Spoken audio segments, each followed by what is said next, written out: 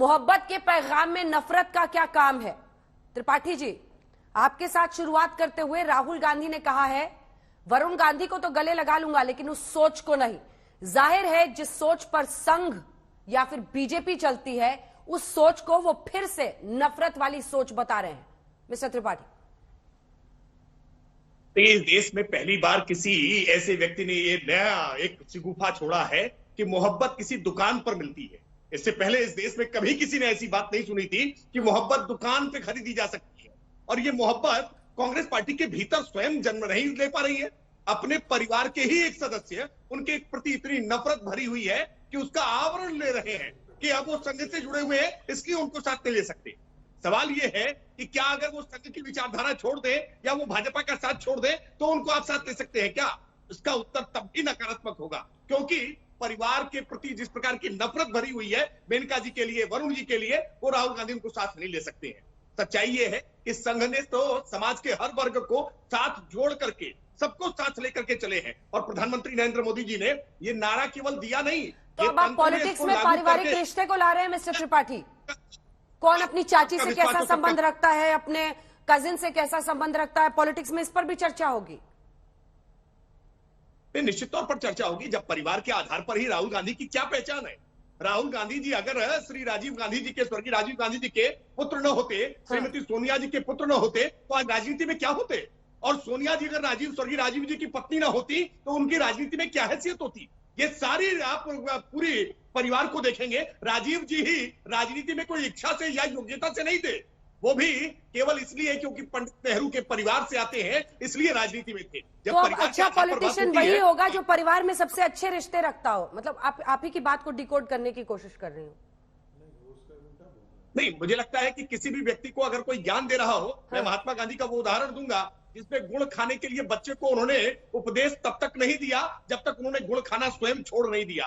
तो राहुल गांधी जी को ये मोहब्बत की जो दुकान खोल रहे हैं ना, उस मोहब्बत की दुकान का प्रोडक्ट सबसे पहले खरीद करके स्वयं उपयोग करना शुरू करें। स्वयं पहले वरुण गांधी को गले लगा ले, स्वयं पहले मेनका जी के जाकर के आशीर्वाद लेकर के और कहें कि उनके साथ किसी तरह की कोई नफरत नहीं रह गई है, तो मुझे लगता है ये ठीक होगा। वास्तविकता ये है कि कांग्रेस पार्टी के शासित राज्यों में किस प्रकार से तुष्टीकरण हो रहा है, किस प्रकार से वहां अपमानित करने का हिंदुओं को प्रयास। त्रिपाठी जी, जातीय विद्वेष त्रिपाठी जी, कांग्रेस शासित राज्यों में। त्रिपाठी जी, वैसे वरुण जी को तो आजकल आप लोग भी गले नहीं लगा रहे। नहीं, देखिए, भारतीय जनता पार्टी किसी को भी अलग नहीं कर रही है। वो अपनी राय रखने के लिए लोकतंत्र में स्वतंत्र है। पार्टी के भीतर अपनी राय रखते हैं, पार्टी का नेतृत्व उनके बारे में विचार करेगा। अभी जो वो पार्टी के सांसद हैं, मेनका जी पार्टी की सांसद हैं, हमने पूरा सम्मान उनको दिया है। पार्टी ने उनको बड़े नेता के रूप में उत्तर प्रदेश में देश में स्थापित किया, उनको संगठनात्मक भूमिकाएं भी दी है। अभय दुबे जी, किसकी चार उंगलियां अपनी तरफ इशारा कर रही हैं? वो कह रहे हैं पहले खुद सीख लें फिर राहुल जी दूसरे को प्यार का मैसेज दें। पारिवारिक कटुता की बात कर रहे हैं जो सोनिया जी और मेनका जी के बीच में है।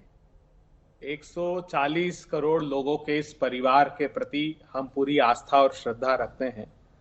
राहुल गांधी जी ने जो बात कही उसको कुछ यूं इस तरीके से कहा जा सकता है कि हमने सदियों में ये आजादी की नेमत पाई है, सैकड़ों कुर्बानियां देकर ये दौलत पाई है। अपनी विचारधारा को हम हरगिज मिटा सकते नहीं, सर कटा सकते हैं लेकिन सर झुका सकते नहीं। हम उस विचारधारा को आत्मसात नहीं कर सकते, उसके सम्मुख सिर नहीं झुका सकते जो भारत के इस बहुलतावाद में अपने जड़तावाद का बबूल बोना चाहते हैं। हम उस विचारधारा के साथ कतई समझौता नहीं कर सकते।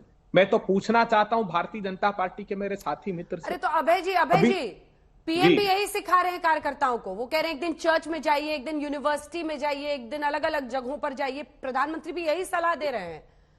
अगर वो भारत जोड़ो यात्रा कर रहे हैं तो पीएम का भी यही संदेश है कि हर वर्ग, हर जाति, हर धर्म के लोगों से मिलिए, रोज मिलिए। कार्यकर्ताओं को सिखा रहे हैं।